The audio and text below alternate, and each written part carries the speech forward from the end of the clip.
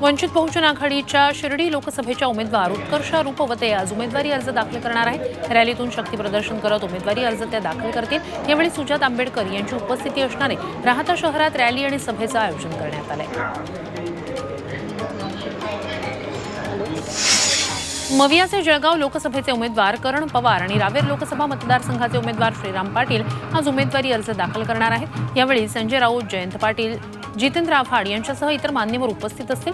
छत्रपती शिवाजी महाराजांच्या पुतळ्याला अभिवादन करून भव्य रॅली काढत शक्ती प्रदर्शन करत दोन्ही उमेदवार उमेदवारी अर्ज दाखल करतील।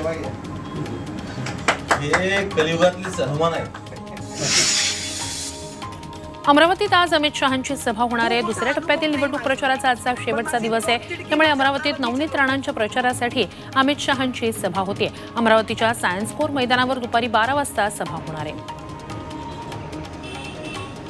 अमृत नोनी गॅस्ट्रिन, अपचन, ऍसिडिटी, गॅस्ट्रबल ह्यापैकी तुम्हाला कुठलाही गॅस्ट्रिक प्रॉब्लेम झाला, उपाय एकच, अमृत नोनी गॅस्ट्रिन। काँग्रेस नेते राहुल गांधीही आज अमरावतीत आणि सोलापूर दौऱ्यावर आहेत। आज त्यांच्या 2 सभा होणार आहेत। मविया उमेदवार बळवंत वानखेडेंच्या प्रचारासाठी अमरावतीत सभा होणार आहे, तर सोलापुरात प्रणिती शिंदेंसाठी आज ते सभा घेत आहेत।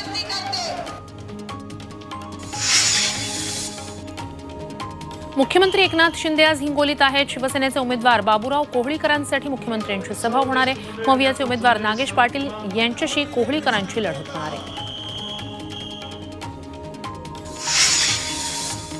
राष्ट्रवादी काँग्रेस शरद पवार पक्षाच्या उमेदवारांच्या प्रचारासाठी स्वतः शरद पवार मैदानात उतरलेत। आज शरद पवारांच्या माढा लोकसभा मतदारसंघात सभा होणार आहे। उमेदवार धैर्यशील मोहिते पाटील यांच्या प्रचारासाठी त्यांची मोडनिंब इथे जाहीर सभा होणार आहे। सभेनंतर शरद पवार संत सावतामाळी यांच्या समाधीचं अरण इथे जाऊन दर्शन घेणार आहेत।